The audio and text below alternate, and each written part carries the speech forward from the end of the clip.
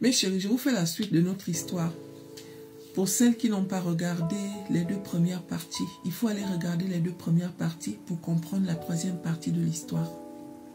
Donc, quand mon papa est parti au lac avec mon petit frère et sa cousine, c'était prévu qu'il reste là-bas 1 semaine. Tu vois, donc il pêche, il fume le poisson et en fin de semaine, il remonte sur Lambaréné, mes chéris. Ça s'est super bien passé. Il devait remonter à Lambaréné le samedi matin. Donc le samedi à 3 h du matin, mon père réveille mon petit frère. Comme quoi, commence déjà à arranger les choses. Parce que comme tu sais, on doit partir à Lambaréné très tôt le matin. Donc nous, on part tirer le trémaille, les derniers trucs qu'ils avaient balancés pour avoir le poisson frais. Comme ça, à notre retour, on n'aura pas grand-chose à faire. Mon petit frère a regardé l'heure, il était 3 h du matin. Et c'est comme ça que mon petit frère a dit « Ok ». Donc mon père est parti avec sa cousine. Mon petit frère est resté au campement. Mes chéris, mon petit frère dit que comme il était 3 h, il s'est dit que « Ah, je ne vais pas me réveiller à 3 h pour ranger. J'essaye de dormir un peu. » Donc mon petit frère s'est endormi jusqu'à 7 h. 7 h, quand il se réveille en sursaut, il s'est dit que bon, le boss m'a demandé de ranger. Sauf que à 7 h, le boss n'est toujours pas rentré. Il regarde, mais bon, il commence à ranger. Mes chéris, 8, 9, 10, 11, 12, 13, jusqu'à 13 h. C'est à 13 h qu'il voit maintenant la cousine de mon père qui vient avec 2 messieurs que mon petit frère ne connaissait pas. Parce qu'ils sont venus au campement à 3. La dame est partie le matin avec mon papa, tous les 2. La dame revient, maintenant vers 13 h, elle a un short, elle est en mode tiraillé là. Et puis 2 messieurs que mon petit frère ne connaissait pas. Mon petit frère dit que j'ai pris peur. J'ai pris même un couteau en me disant que qu'est-ce qui se passe? Parce que la manière que cette dame était, c'est comme s'il y avait un problème. Mais mon petit frère a quand même gardé son sang-froid. Il dit que je n'ai même pas eu le temps de demander où était le boss. Elle m'a seulement dit, prends tes bagages, on monte à Lambaréné. Mon petit frère s'est dit que, ok, peut-être que le boss nous attend. Mes chéris, mes chéris. Donc mon petit frère a suivi la dame. Aïe, ils sont montés dans la pirogue. Il y avait mon petit frère, les 2 messieurs, plus la dame. Donc ils sont maintenant en train de partir. Mon petit frère est là. Il regarde, il se dit que mais qu'est-ce qui se passe? Qu'est-ce qui se passe, mes chéris? C'est le village voisin là-bas. Il y avait un village, puisque c'est beaucoup de villages. Il y avait un village là-bas. Comme c'était la pirogue de mon père.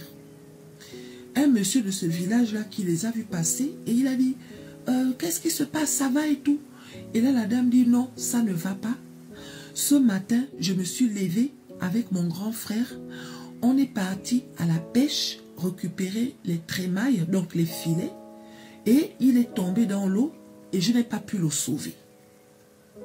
Est-ce que vous voyez le truc? Donc elle est partie avec mon père, aller tirer les trémailles dans l'eau. Elle dit que mon père a voulu tirer sur un animal, tu vois, genre un antilope en tout cas. Mais il a raté le mouvement et il est tombé. Donc quand il est tombé là, elle n'a pas pu sauver le monsieur. C'est comme ça qu'elle est partie chercher les gens pour venir l'aider, mais malheureusement, elle n'a pas pu le sauver. Donc c'est dans la pirogue là que mon petit frère se rend compte que... Donc si je comprends bien, façon qu'on est en train de partir là, ça veut dire que le boss est resté là-bas. Imaginez un peu la scène, mes chéris. Donc c'est comme ça que j'ai perdu mon père. Et Seigneur, Dieu, il ne descend pas pour te dire que ça, ce n'est pas bon. Quand tu veux faire quelque chose, il t'envoie des signes. Il y a eu beaucoup de signes. Mais mon père, je ne sais pas comment dire ça en fait. Il y a eu d'abord le décès du jeune là, sur qui le cousin avait tiré. Ensuite, il y a eu le décès de sa mère. Ensuite, il y a eu le décès de son beau-frère. Le matin, il perd la clé. Et ma marâtre, donc ma belle-mère me dit que ces périodes-là, il était agité. Eh Seigneur. Il était agité, tu vois, le genre agité. Mais il n'y avait personne pour... Je ne sais pas, oh mes chéris. Donc ils sont partis maintenant à Lambaréné comme ça. En partant à Lambaréné, là, Aya, elle est directement partie au commissariat en mode enfermez-moi où. Parce que si vous ne m'enfermez pas, je sais que les gens vont venir m'attraper. On pose des questions comme mais qu'est-ce qui s'est passé? La seule chose que la dame a dit, c'est que il est tombé dans l'eau. Je n'ai pas pu le sauver. Mes chéris, j'étais à Libreville. Mon père, dans sa jeunesse, il avait fait un accident. Et il avait une cicatrice ici, là, au milieu de la poitrine. Une cicatrice, tu vois, genre, il s'est blessé gravement et on a cousu. Donc, ça avait laissé une grosse cicatrice. Et nous, quand on était petites, on jouait souvent avec la cicatrice, là. Moi, en particulier, je jouais souvent avec ça. Et il me disait tout le temps ceci. Si un jour, quelque chose m'arrive, si on te dit que voici le corps de ton père, si tu veux te rassurer, il faut regarder ici, là. Si tu vois la cicatrice, ça veut dire que c'est moi. Eh mes chéris, quand je pense à ça, j'ai mal. Parce que moi, j'étais à Libreville. Donc, on est venu m'annoncer que mon père est décédé. Quand je descends à Lambaréné pour le décès de mon père, mes chéris, le corps qu'on m'a montré, après, on va dire que peut-être que c'était un corps qui était déjà en décomposition. Mais jusqu'à présent, j'ai du mal à croire que c'était mon père. Et ce qui me fait le plus mal, c'est parce que je n'ai pas regardé la cicatrice. Donc ce poids-là. Donc c'est ça, oh mes chéris, pardon, je n'ai plus de batterie. Oui, je disais, hein, donc tu vois ce poids-là. Ce poids-là. J'étais au travail.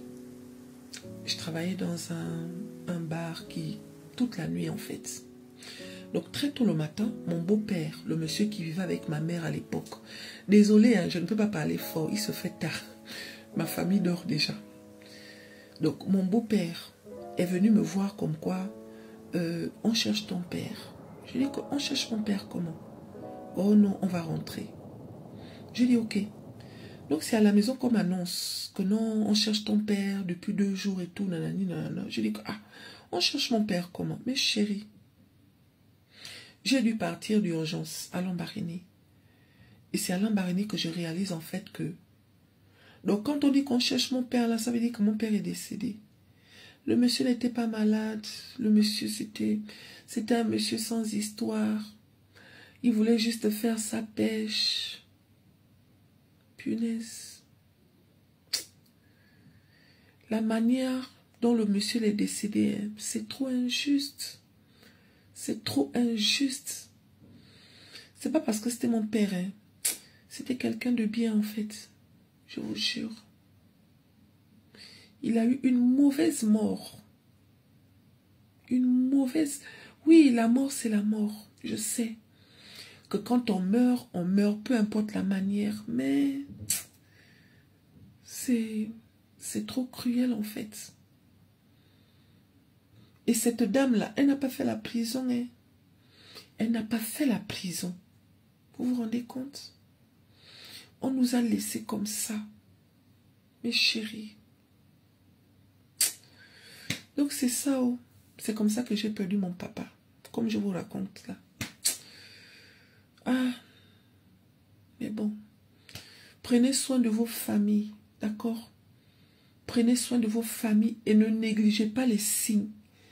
Quand tu pries, si tu es en danger, il y a toujours des signes. Ne plongez pas comme ça, la tête en bas. Mais chérie, il y a toujours des signes quand tu es en danger.